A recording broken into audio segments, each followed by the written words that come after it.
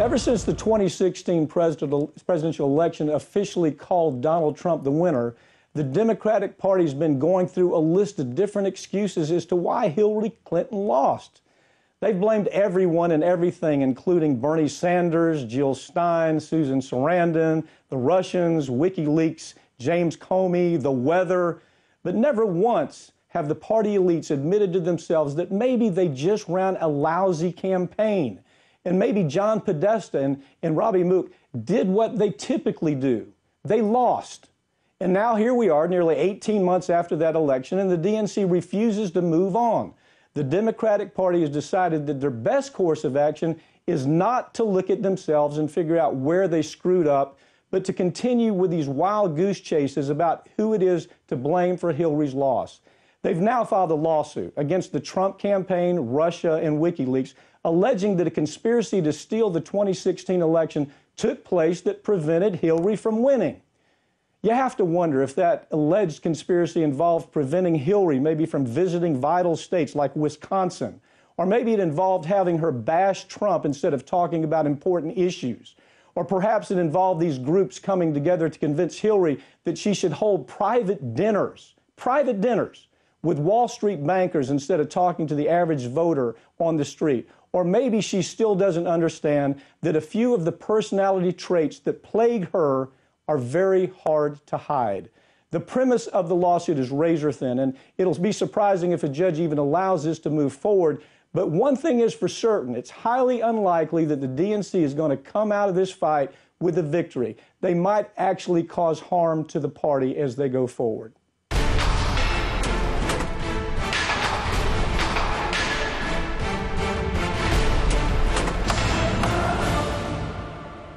Joining me to talk about this is Ed Schultz, the host of The News with Ed Schultz on RT America. Ed, tell us, what are the grounds for this lawsuit? I've looked at it. I've taken as close a look as I can. From a legal standpoint, you talk about razor thin, it's almost non-existent. From a political standpoint, what's your take? Well, Mike, good to be with you. It's nice to have an opportunity to give some opinion on this outside of the news, and I appreciate the opportunity very much.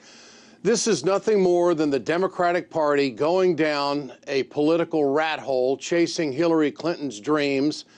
And this is nothing but swamp building. This isn't swamp draining. And the timing of this lawsuit is highly suspect. If the DNC felt this all along, why didn't they file the lawsuit right after the election? Where's their evidence? The House Intelligence Committee just this past Friday said that, well, there was no collusion.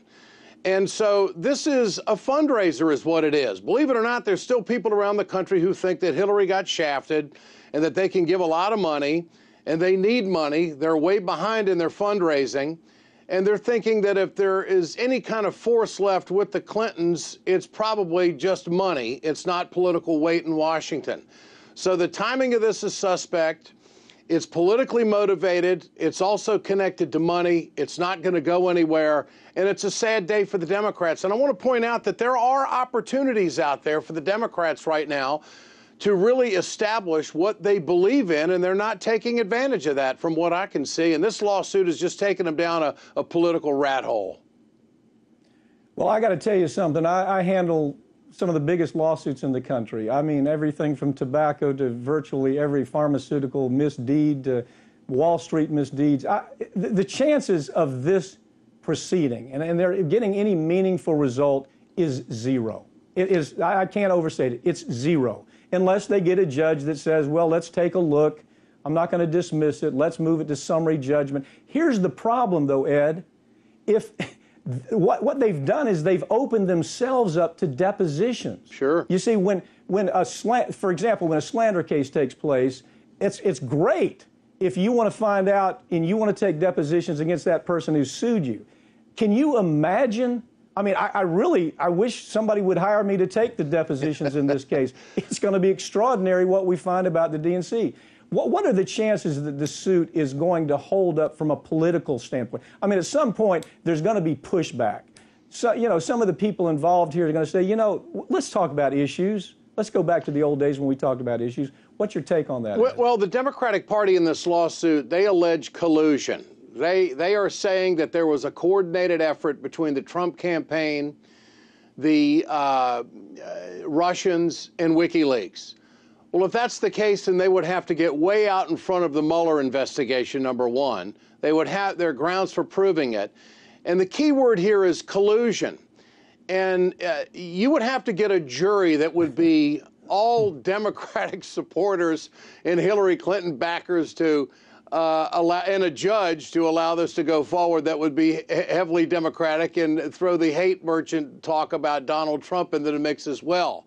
But if I were a defense attorney and I was going to defend any of these entities, the first thing I'd do would be bringing in Al Franken, Amy Klobuchar, maybe Sheldon Whitehouse, and Bernie Sanders, and I would depose them. I'd ask Bernie Sanders, say, how did the DNC treat you? Were you ever fed any questions at debates the way Hillary Clinton was? Was there any collusion from your perspective on that? I think that would sway the jury. I would also ask the three senators that I'd mentioned, how did your constituents vote? Because to my recollection, it was Bernie Sanders who won Rhode Island. It was Bernie Sanders who won Minnesota, yet you three senators are superdelegates. You went to the convention and went against your constituents. What was the shakedown from the Clinton people to your campaign to make you think that you could go against your constituents, yet you're claiming there was no collusion and you're claiming that democracy is under attack when you yourself participated in a system that didn't represent the people? I think it would be case closed right there. So I don't think they just don't have any merits on any of this, Mike. Well, the problem is be careful what you ask for, because you might get it. And I got to tell you, there is, within what I do for a living, I mean, we do what we call, there's something called an attack depot. It's all it is when you are attacked, the best defense is to go ahead and attack on your own terms, your own narrative. And so if I'm Comey, or if I'm Clapper, or if I'm Debbie Wasserman Schultz, or if I'm Franken, if I'm these people that understood exactly what was up with this move to cause as much harm to Bernie Sanders as they possibly could, if I'm knowing what the facts are, I would be very concerned about this lawsuit, because if they get an aggressive lawyer on the other side, if the Republicans will just finally just hire a lawyer that's worth a darn and go after them on this. See, I have the advantage. I'm not Democrat and I'm not Republican. I've been independent for 35 years. But as I watch this and as I weigh the sides, I'm saying this is a bad move politically, especially moving into the midterms. It's not going to raise enough money for them, Ed. Yeah. This is not going to raise money for them. All it does is further alienates the people who already think that the DNC is cuckoo. That's what's on the street. They think the DNC and the liberal edge of the party, the Wall Street edge of the party, that the Wall Street edge of that party has gone completely nuts. Well, cuckoo is a good word, do you think, but also the fact that they're just politically disfocused.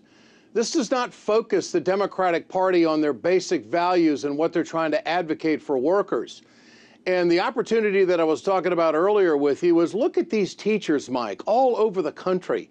In West Virginia, in Arizona, in Texas, they're walking out of classrooms.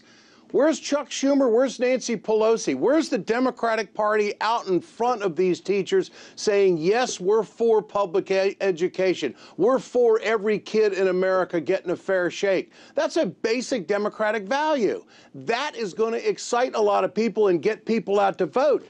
This is a fundraiser. This lawsuit isn't going to motivate one person to go to the polls or make them feel that the Democratic leadership is really in their camp and supporting them in any way, shape, or form. And I'll tell you where they're missing another opportunity, Mike, that is health care. Health care is coming back around again if the Republicans hang on to the House and the Senate. Trump isn't going anywhere, okay? And who knows, he may get reelected. But the fact of the matter is, these midterms weigh a lot on people in this country dealing with health care, and the Democrats better get out in front of it. And doing lawsuits like this isn't going to motivate one single voter. Ed, the real problem is, we've got about 20 seconds left. The real problem comes down to this. It is that part of the party has been charmed into believing that this nonsense about Russia is true. There probably was some hacking that went on. Was it coordinated in some type of RICO kind of conspiracy? Absolutely not. And at some point, you have got to have people using their brain again rather than drinking the DNC Kool-Aid. And it's important that the Democrats pull it together because it's important that they rebuild their party. You've got to have the balance in this country between Democrats and Republicans. So I'm pulling for the Democrats, but I'm just telling you this. It ain't going to happen in midterms. And part of it is the Pelosi problem, the Schumer problem, the Hillary Clinton problem. It's somebody needs to tell Hillary, jump on your broom and get out of here because you're hurting the party. Thanks for joining me, Ed, okay? Good to be with you, Mike. Thank you.